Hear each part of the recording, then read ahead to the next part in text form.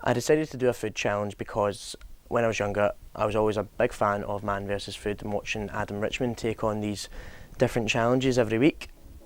So I thought to myself, I wonder if there is actually anywhere in Glasgow or even Scotland that offers food challenges to everyday people like myself, and I wanted to have a wee look and find out what ones there were, and it turns out there's absolutely loads of them.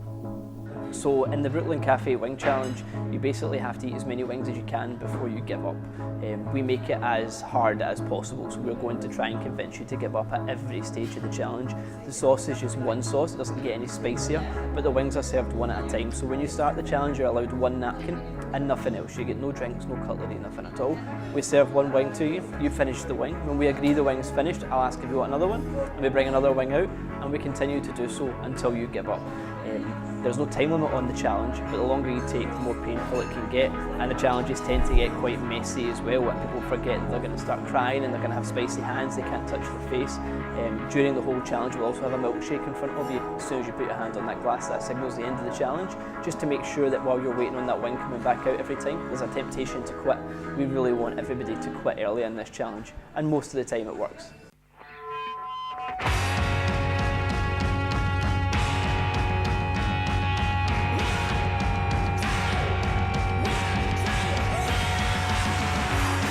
So the first wing came out, and it comes out in this tiny wee bowl. I think that's easy, I'm going to be able to take that on. So I start eating it and I think, oh, that's a bit spicy, and the intensity of the heat just rised. It just kept on getting worse and worse and worse, and then my eyes started watering, my throat felt as if it was about to close up. That's how spicy it was. It was absolutely mental, but I managed to get the first wing done. The second one comes out and I go for it absolutely rapid. I'm thinking this is now a matter of just getting it done as fast as possible, and that's where the challenge actually lies, because you have to wait about 40 seconds in between each wing, and that's when the heat gets even more intense and difficult to deal with. After just before I went on to the third wing, I literally had the third wing in my hand before I had to put it down and grab the milkshake. It was unbearable, I couldn't face it anymore. And as soon as Johnny told me where the toilets were, I was straight up there.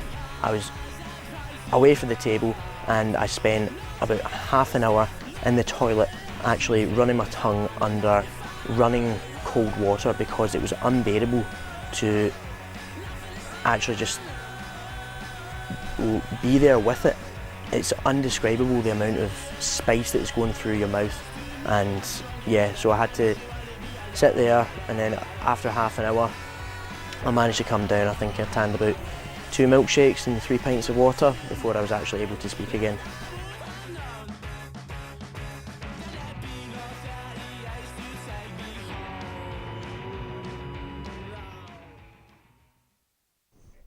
So what is the Scoville scale? The Scoville scale was invented in the early 1900s by an American pharmacist called Wilbur Scoville, and it is essentially a measurement of pungency, i.e. spiciness or heat, in chili peppers and other spicy foods. So let's put that into perspective a wee bit. At the top of the Scoville Scoville scale, there is the capsicum, and capsicum is rated at about 16 million Scoville heat units, and capsicum at its purest form can be absolute poison. The lowest can be bell peppers, from about 0 to 100 Scoville heat units. One of the world's hottest chilies is the Carolina Reaper, and its average Scoville rating is just under 2 million Scoville heat units. And to put that into perspective, a jalapeno is rated at 2 to about 8,000 Scoville heat units, and a Scotch bonnet or a habanero is rated from about 100,000 to 500,000 Scoville heat units. So that gives you a sort of brief idea of how spicy food can be. It's hard to put an exact figure on the Scoville rating for the challenge, but we think this probably comes in somewhere in the kind of 3 to 4 million area of the Scoville rating. So it's in the millions for sure. It's not really something you would have for any other purpose other than a food challenge. You wouldn't want a bit of this sauce on your burger. It's not that kind of flavour. It does taste good, but only for milliseconds before that heat hits you like a train, and it's gone from there on out.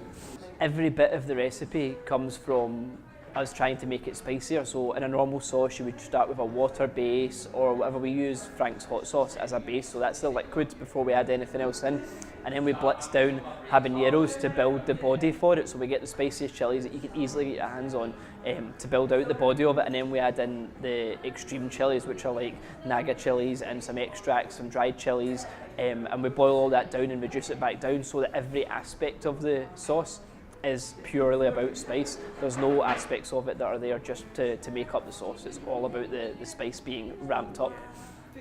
In terms of health hazards, there was none that really directly affected me.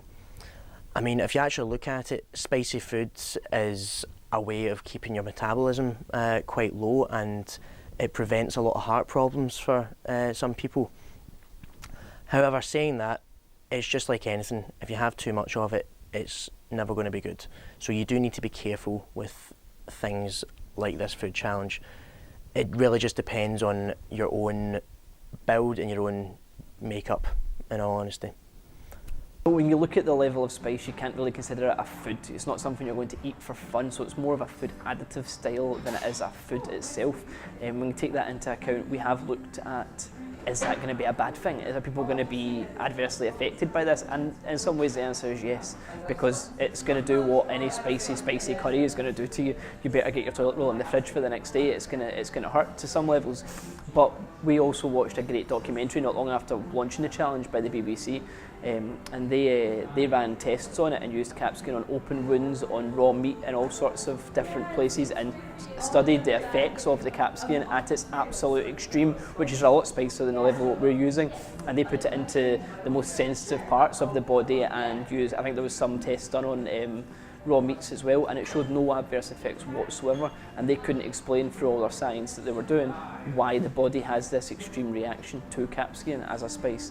But it still seems to be that the body will tell you every time you take something spicy that you should not be eating that. So it looks like serious side effects are zero. We've not had any big reports of MD going to hospital or having any damage done to them after the challenge. However, there has been a few people who we've seen after it who have had a day or two not feeling their best. I think the guys that go for the big numbers into the teens and into the kind of 15, 16 wings can really feel the burn the next day when it comes to going to the toilet, etc. We've had one guy report he had to take the day off work the next day, but he might just have been a bit soft.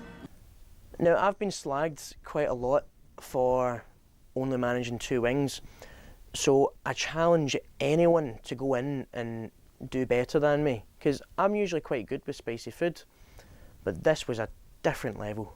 So what I would say to people who are thinking about doing it is throw everything you think you know about it out the door. You will completely underestimate this challenge. It is the spiciest thing that I've ever tried, and it is probably one of the most painful experiences that I've ever had. So go into it with a lot of fear. That's what I would say, because I challenge you to do better than me.